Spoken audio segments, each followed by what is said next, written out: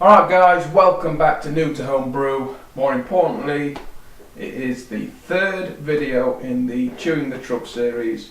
So yeah, back again. Warm, so warm in here.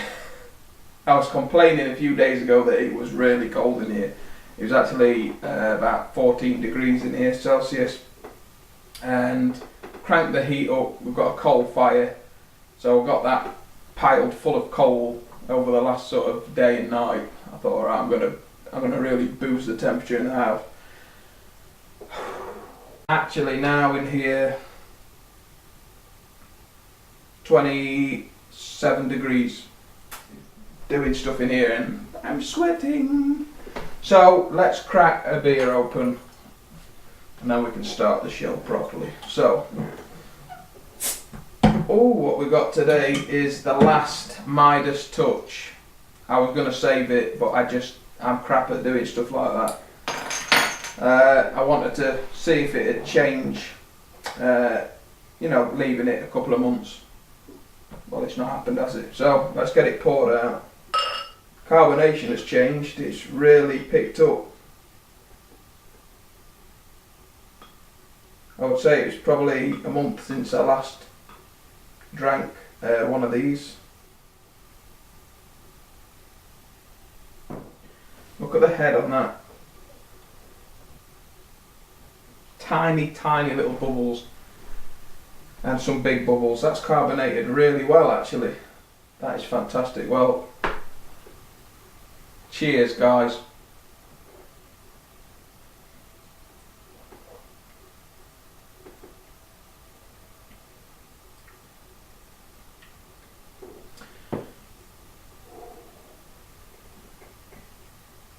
That is amazing.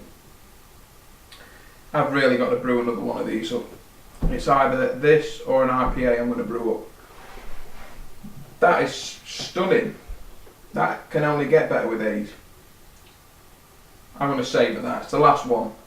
Beautiful. So yeah, I'll either do another Midas Touch, or I was contemplating doing an IPA, Cooper's IPA. And pimping it.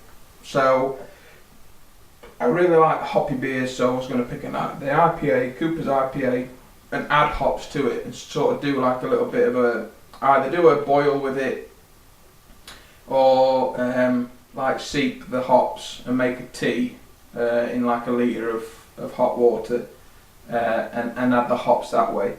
But I went on a forum today and I was asking about it. Someone said, so if you like floral notes and citrus hops flavouring in your beer, he said go for the Cascade hops, do the tea with them, and then so 25 grams in the tea and then 25 grams dry hopping in the bag like we did with the Conkerwood.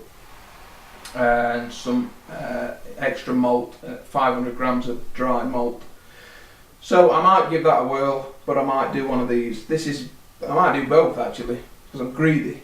Right then, what have we got to talk about? You've got to get the wife involved. I found if you spend too much time away in your man cave or wherever, they're not happy about it. So what I've done is I have made her something. I've brewed her up a cider. Now she's quite fussy with cider. She really, there's not many ciders she likes, and when she tried the last cider that we made, the hard apple cider, she said it was nice, but she preferred it if it was fizzy and less alcohol. So what I've done is I've brewed her up a hard apple cider, doing it the same way as we did the other one. But what I've done is I've not added any sugar. So I've added no sugar to this one. Just the natural sugars which are in the apples is what's fermented now. And look at it. So it can't be the added sugar that makes it ferment vigorously, because look at it now. Unbelievable. I'm going to roll a bit of tape now, just showing you the updates that I did through this 20 minutes after brewing it up to 48 hours. So I'm going to roll that tape now and just show you how well this thing ferments, and even at low temperatures. Let's have a look. Right, here we go. This is the hard apple cider 20 minutes after we pitched the yeast. Remember, we've added no sugar to this. It's just the natural sugars that's in the apple juice. And look at that, 20 minutes on. And it's cold, it's about 15.5, 16 degrees. And look at that, already fermenting 20 minutes on. Can't believe it. I don't know if it's the yeast I'm using, because it's a wine yeast, whether it's the nutrients. Yeah, 24 hours on, sitting at 16 degrees, look at this. Bang! Unbelievable, man, look at that. It ferments well at such low temperatures, it's never let me down. So yeah, I don't know whether it's the yeast, whether it's the nutrients we're adding, or whether it's because I aerate the juice vigorously, but the fermentation is always fantastic. And this time we're even lower temperatures, 15, 14 degrees Celsius, and it's still fermenting well. Yeah, 48 hours. It's low now, 14 degrees, look, 14.2 degrees Celsius. I haven't lit the fire, so there's no heating. But look at that, still fermenting well, still vigorous fermentation, and the airlock is bubbling away. Fantastic. And here it is. I've topped it up now. That foam that the yeast was creating died down. So I opened up the third bottle, which was unopened, so I know it was pasteurised, sanitised. Took the airlock off and just topped it up. And look at it, fizzing away like you won't believe. So that's bubbling away nicely, so get her involved. Said to her, there you go, you've got your own gallon of cider there for Christmas. So that's keeping her happy. Yeah, it has been cold in here, guys. It's been about 14, 15 degrees for the past 3 days. I've not had a chance to light a fire, but it doesn't matter because the stout is now ready to bottle.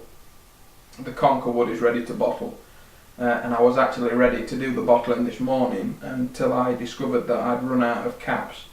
So I had to put it on the back burner. I will do them next Saturday. And I will actually probably do a video and have my mum involved with that one, because I'm going to add the stout, sugar to the stout and sweeten it up, and she will be able to tell me if it's sweet enough. So we might have my mum involved on that one. Now the adult cider, the big boys cider that we brewed up has finished fermenting. I've racked it into another demijohn. I've added some potassium sorbate and a Cabden tablet to clear it. And I've dragged a sample before I added the potassium sorbate and the Cabden tablet. I pulled a sample as I was racking it into this. This has come out after doing the first gravity reading. The first gravity reading was 1.1. So on the graph it was showing about 14%. Final gravity reading was showing it had fermented fully, completely, all the way. So the calculations that I got from the first reading and the last reading I've just took calculates it at 13.2%. So this cider is stronger than the first one I brewed up at 11.5. This is going to be interesting. So as you saw in the last video, the video when I did this, I added pretty much 1 kilogram of sugar to this gallon, and it fermented like mad. So let's cut to the tasting of the cider, and let's see what it tastes like. So here we go. It smells very winey. Well,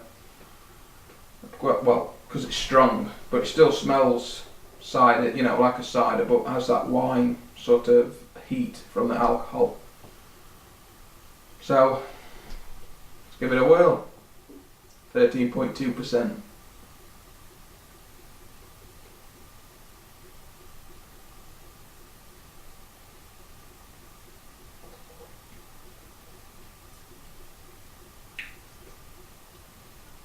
My goodness.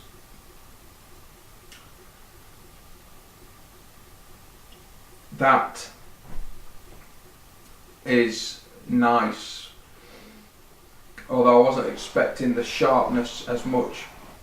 It's a lot drier than the other hard apple cider that I brewed at 11.5%. It's a lot drier than that one. And I wasn't expecting it, that's why I pulled the face. But it's almost like I can still feel it warming actually down the throat. That is really strong, but not unpleasant with it. Now obviously it's warm because it's at like 25 degrees or whatever. So when it's chilled down, it'll be a lot nicer. It'll be lovely.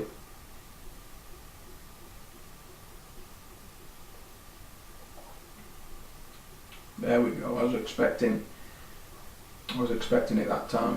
That is lovely. That is really nice.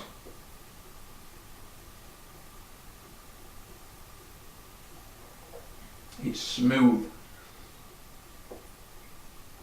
but has that bite as well, that alcoholic bite. That is nice, and that is going to be dangerous. It's definitely not a drink to be drunk in pints. It's a drink to be sort of drunk in this amount. It's basically a wine, a strong wine.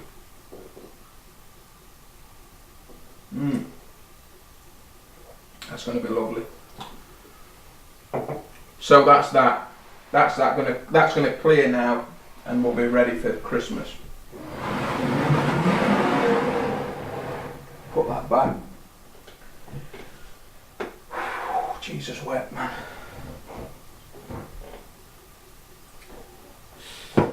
And before I go on, I actually found something that I brewed up 2 years ago. Alright, and this was the first sort of introduction into brewing or anything. And you know how you make damson gin and sloe gin by putting the fruit in gin with sugar and letting it steep and sit for a couple of months before drinking. Well, I did that 2 years ago, and I've just found them in a bag from us moving out, and we're going to give them a whirl, see if they're any good. Pardon me. So here's one, no label on it. I must have run out of labels. I do remember doing a damson gin, a blackberry gin, and an elderberry gin. This could be any of them. But let's give it a whirl. Ooh.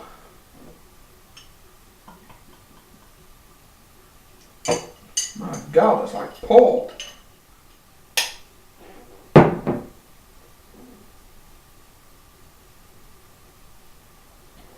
I don't know if you can see that, but it's coating the bloody glass.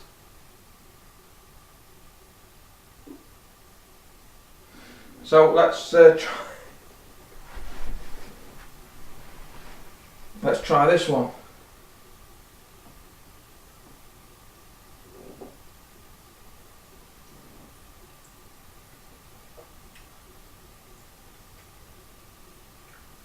Oh my God. That is beautiful. No idea what it is.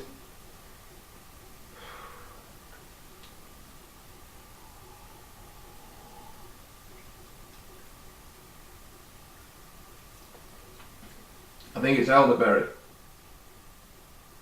I could be wrong. Look how sticky that is. My God, that is warming.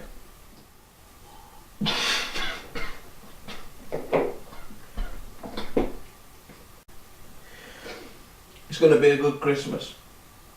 God in heaven above. So,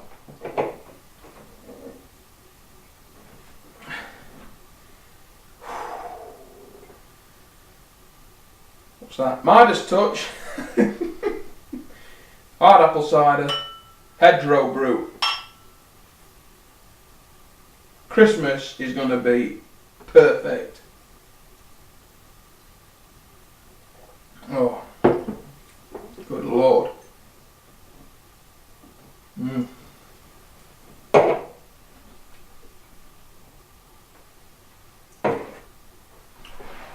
I think I'm sorted for Christmas. What was I talking about? Pull yourself together, man. God.